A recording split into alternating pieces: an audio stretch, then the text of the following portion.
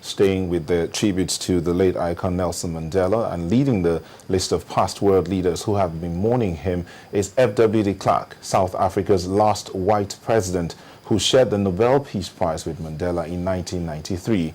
Mr. Klarke praised him as a great unifier and a very, very special man in this regard beyond everything else he did.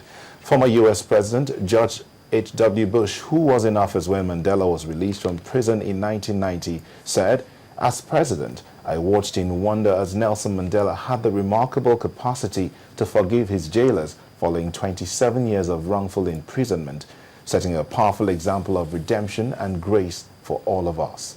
The UN Security Council was in session when the ambassadors received the news of Mandela's death. They stopped their meeting and stood for a minute's silence. European Union Foreign Policy Chief Catherine Ashton said that more than anyone else, Nelson Mandela inspired my generation and our world. There are also reactions from former British Prime Minister Tony Blair and the former US President Bill Clinton. A great symbol, if you like, of freedom and hope and liberation and all that. He was a brilliant politician.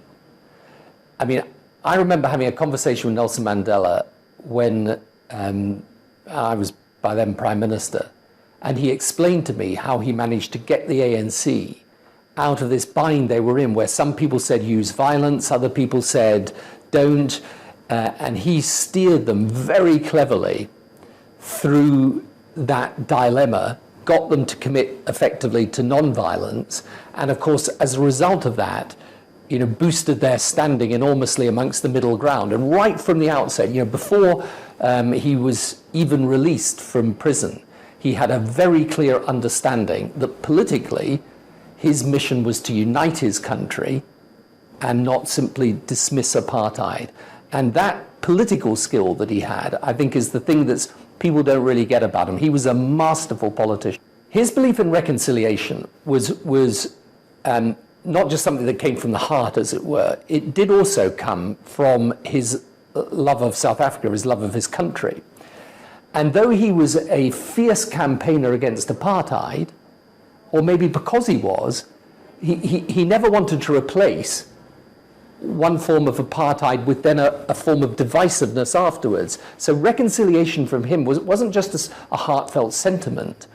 It was an expression of his political vision for his country. What makes Nelson Mandela great, what lifts him above the ordinary, is the capacity to forgive. And in a sense, for all great leaders, that's the thing, that what they do is they rise above their circumstances. We worked together closely when I was president and he was president. I am one of the few people alive today who met him in the last 20 years, who has actually seen him in a less saintly role. On rare occasions, he would even get angry with me when he disagreed with our positions. But what I know is his heart was so big and his humanity so great, we often had trouble keeping our official roles apart from our personal friendship. This speaks well of him. After he left office, we began to work together on the problem of AIDS. There was then no global fund on AIDS, TB, and malaria, no PEPFAR program, no UNITAID program, no money. In 2002, at the International AIDS Conference in Barcelona, Mr. Mandela and I were co-chairs of a group of former world leaders who were just going around rattling a cup begging for money for AIDS. But he did more, which gives meaning to this day of service. He brought up to the podium when we closed the conference a young woman, not from South Africa, but from one of the small island nations in the Pacific, and announced that he would personally pay for the treatment to keep her alive.